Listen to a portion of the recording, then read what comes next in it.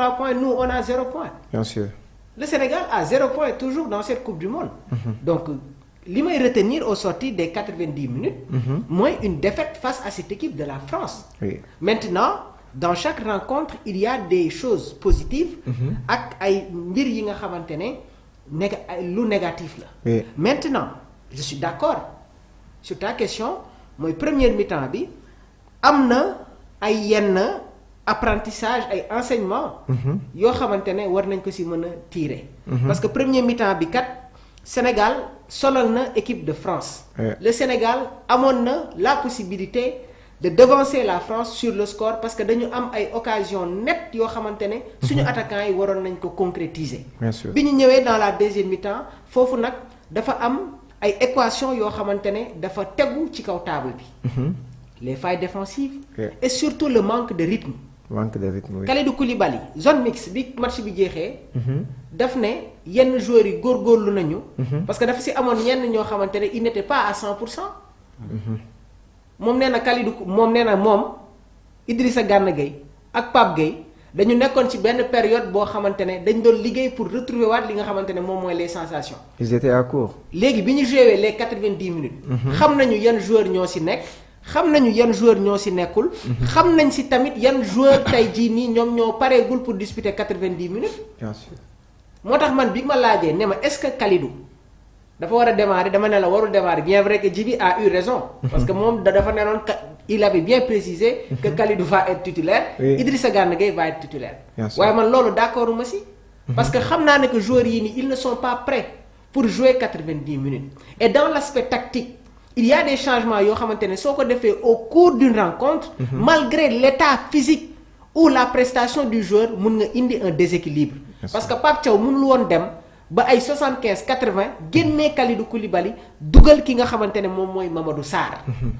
am na yenn changement yoo xamante ne soo koy def da nga koy teel a def pour maintenir le rythme. Bien sûr. moo tax man avant match bi dañu toog fii ak coach Lassi. ma ne la Kalidou j'espère qu'il pourra tenir 60 minutes parce que man yàggoon naa xam ne que Kalidou 60 minutes yi waru ko dépasser. Bien sûr, oui. parce que équipe de France dañu am ay attaquants yoo xam profondeur de banc dafa nekk ci équipe de France bi qu'est-ce qui s'est passé ñoom bi ñu opéré seen ay changements. Didier Deschamps a fait un coaching gagnant avec l'entrée de Bradley Barcola. Barcola, oui. te toog naa fii ne leen lu ma waxul ci Barcola amul. Oui. J'avais lancé des alertes envers Bradley Barcola. Donc un système c'est pas seulement les 11 joueurs. lii c'est une coupe du monde mais da ngay xool démb Angleterre bi Thomas Tuchel defee ay changements am. dugal Bukayo Saka dugal Marcus Rashford des joueurs yi nga xamante ne. équipe bu ñu mënti dem c'est des titulaires moo lay wan ne que Sénégal li mu am yeneen équipe yi dañ ko am. Bien sûr.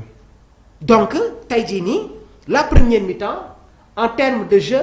la production jaar na yoon. qu'est-ce qui nous a manqué c'est l'efficacité. Efficacité. premier mi-temps bi enseignement bi ñu siy tiré. mooy équipe bi football na waaye équipe bi dugalul. Dugalul, oui. bi ñu ñëwee dans la deuxième mi-temps dafa am yeneen enseignement yoo xamante ne dañ ko ci tiré des apprentissages muy lan mooy Pape Thiaw dafa yéex a def ay changements. parce qu'il y avait des choses yoo xamante ne ça se voyait. maa ngi gis na gars yi boobu ba tey ñi ngi insister ci Ismaïla Sarr. Ismaïla, oui. li ma waxoon ci moom démb ak bërki démb laay waxaat tey. Ismaïla mënul dugal ci clubam plus de 20 buts. benn si sa attaquant yi kenn dugalu ko. nga am ay problème mais kooku doo ñëw ne yaa ngi koy teg ba.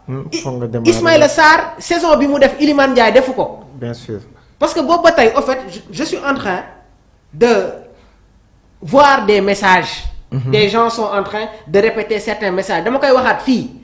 saison bi nga xamante ne Ismaïla Sarr def na ko suñu attaquant yi kenn defu ko si. amul de. muy Ibrahima Mbaye muy Sadio Mané muy Nicolas Jackson muy Iliman Ndiaye saison bi Ismaïla Sarr def benn attaquant defu ko. Bien donc sûr. ñun suñuy analyser on se base sur la performance des joueurs loolu moo tax ma doon insister ne leen Pape Thiaw su jëlee Ismaïla Sarr teg ko ci banc bi. dina ma jaaxal. léegi nag Ismaïla bi mu defee prestation am na lenn loo xamante ne war nañ ko ci jàngat dinañ ci ñëw. mais juste rek dans cette analyse globale mooy il y a de la déception. parce que Ismaïla bi mu defee li nga xamante ne moom mooy. premier mi-temps am. dañu toog fii ma ne leen Ismaïla warul ñëwaat deuxième mi-temps bi. ñu toogaat fii ma ne leen Lamine Camara warul duggaat ci deuxième mi-temps bi. Bien sûr. léegi nag France ñoom bi ñu amee benn ñaar occasion ba Edouard Mendy sauvé ñu mais foofu lan la entraîneur bi di xaar pour def changement ce milieu de terrain commencé na noyer. yow li gënoon tax nga sonal équipe de France bi c'était le milieu de terrain. da nga leen indil problème. Aurélien Tchouaméni quasiment si yenn situation yi on ne le voyait plus. Adrien Rabiot était beaucoup plus dans la récupération dans cette projection alors que nous on était en supériorité numérique au niveau de l'entrejeu. On voyait Pape Alassane Gueye ki nga xamante ne mooy Lamine Camara malgré son attitude ci yenn séquences yi on le voyait dans la récupération. mais yow soo ñëwee deuxième mi-temps joué 5 minutes nga gis ne que match bi mi ngi commencé di changer. mais la première réaction bi nga war a am man je parle pas uniquement de Pape Thiaw. parce que Pape Thiaw dafa am ay staff technique boo xamante ne moo nekk ci ginnaaw. ñenn ñi ngi ci banc de touche bi. am na ñenn ñoo xamante ne ñu ngi ci kaw. ba tey man ce que j'arrive pas à comprendre. mooy lan moo tax changement yéex parce que loolu moo basculer match bi. bi France bi Kylian amee occasion ak Olysée mais foofu da ngay def changement bi. tu fais rentrer un milieu de terrain nga dugal ki nga xamante ne mooy nga génnee Ismaïla dugal benn attaquant. Bien sûr. Parce que c'est une coupe du monde quand un joueur ne marche pas tu le fais sortir. Cristiano Ronaldo bi ñuy dugg ci coupe du monde bi. mais doone Chris mi da nga koy jël teg ko ci banc bi. oui. mais démb bi mu defee prestation ñëpp dañ ne Chris bii nii waratul démarrer. bien sûr. Ismaïla Sarr prestation bi nga xamante ne def na ko bërki démb Ibrahima Mbaye ñëw dugg def une bonne prestation dafay relancer waat li nga xamante ne moom mooy les cartes. bien sûr. mais su ma déggee ñenn ñi naan non Mamour yow yaa toog fii naan Ismaïla il doit démarrer parce que saison bi mu def suñu attaquant yi defuñu ko. la saison que Ismaïla a fait Iliman Ndiaye defu ko mais c'est ça la réalité. oui. léegi à la fin yow tu n'arrives pas à comprendre. lan la nit yi bëgg dëgg. Sénégalais yee toog fii ne c'est Ismaïla qui doit jouer bi mu duggee contre Arabie Saoudite mais am na leen loo xamante ne changé na ko. oui. ci biir match bi muy moom muy Ibrahima Mbaye. léegi nag il y a eu des déceptions. mais le problème bi nga xamante ne dañ ko am dans la deuxième mi-temps mooy cette lecture cette rapidité à faire des choix. bien sûr. problème bi yëpp foofu la. parce que man jàpp naa ne que Sénégal première mi-temps bi nga xamante ne def na ko ak France mënoon na ko def dans la deuxième mi-temps. ci ay quelques changements yu ndaw man de su ma doon Pape Thiaw je fais sortir Kalidou Koulibaly ak Idrissa Gana Gueye.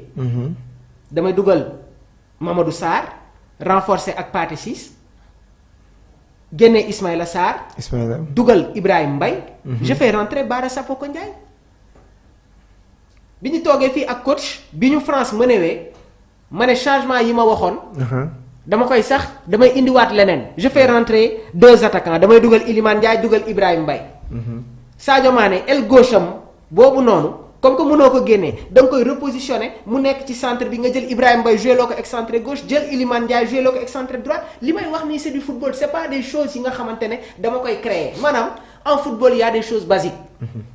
te dafa am leen loo xamante ne dañ ko doon reprocher Aliou Cissé mooy le fait que muy tardé di def ay changements. oui. mais bërki démb contre la France on est en train de parler de certains joueurs mais quand même il faut oser le dire Idi. changement yi nag yéex na. trop sax trop changement yi yéex na trop Djiby bien vrai que y a la défaite y a la déception. mais aussi am na ay enseignements yu bëri yoo xam ne mën nañ ko tirer ci bile match. Sénégal def une bonne première mi-temps bien vrai que deuxième mi-temps bi am na ay lectures yu bëri yoo xamante ni même ñu toogoon di seetaan sax gis nañ ko mais les changements ont été tardifs réaction tardive peut-être sax mën nañ ni moo coûté cette défaite à l'équipe nationale du Sénégal ak tamit benn manque de concentration nga andi benn jàngat benn comparaison des 2 mi-temps bi nga xam ne rek moom la Sénégal def. waaw bon je pense que